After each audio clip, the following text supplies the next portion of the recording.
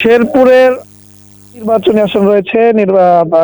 শেরপুর ১, ২, ৩ এই ৩টি আসনে নির্বাচনী প্রচারণার জন্য কিছুক্ষণ পরেই আমিরে জামাত ডাক্তার শফিকুর রহমান তিনি শেরপুর আসার কথা রয়েছে।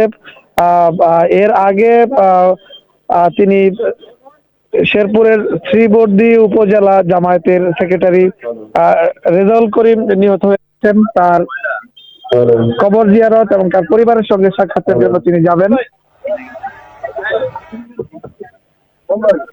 তার পরিবারের সঙ্গে তিনি সাক্ষাতের জন্য যাবেন, তার কবর জিয়ারত করবেন। আপনি জানেন ২৭ জানুয়ারি নির্বাচনী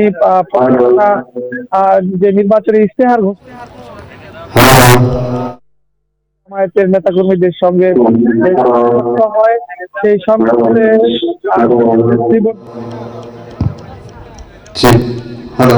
নিহত হয়েছেন। আর আজ কিন্তু এর প্রেক্ষিতেই এখানে যে নির্বাচনী জনসমাবেশ জামায়াতের আমির রহমান তিনি সারা দেশ সফর করছেন, তারই প্রেক্ষিতে এই শেরপুরে তিনি আসছেন এবং 10:30টায় তিনি শ্রীবর্দী উপজেলা জামায়াতের সেক্রেটারি যিনি নিহত হয়েছেন রেজাউল করিমের কবর জিয়ারত করবেন এবং 11:30টায় এই শেরপুর পৌর মাঠে যে জনসভাটি রয়েছে, যে জনসভায় বক্তব্য দেওয়ার কথা রয়েছে, তারপর 12:30টায় জামালপুরে আরেকটি জনসভায় অংশ নেবেন, সেখানেও তিনি স্থানীয় প্রার্থীদের পরিচয় করিয়ে দেবেন।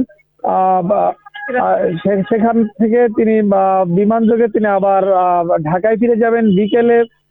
তার ঢাকায় তার যে নিজ নির্বাচনী আসন ঢাকা 15-তে তিনি নির্বাচনী জনসংযোগে অংশ নেবেন।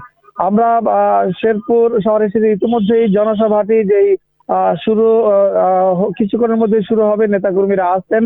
এছাড়া আমরা দেখতে পাচ্ছি আইন শৃঙ্খলা রক্ষাকারী বাহিনীরও কিন্তু বেশ কড়া নজরদারি রয়েছে, তাদের বেশ সরব উপস্থিতি রয়েছে এবং আমরা স্থানীয় জামায়াতের নেতাকর্মীদের সঙ্গে কথা বলেছি, তারাও আইন শৃঙ্খলা পরিস্থিতি নিয়ে তারা সন্তোষ প্রকাশ করছেন। এখন পর্যন্ত তারা বলছেন যে নির্বিঘ্নে তারা যদি নির্বাচনী প্রচারণা তারা চালিয়ে যেতে পারেন, আগামী 12 তারিখে জনতার রায় তাদের দিকে আসবে।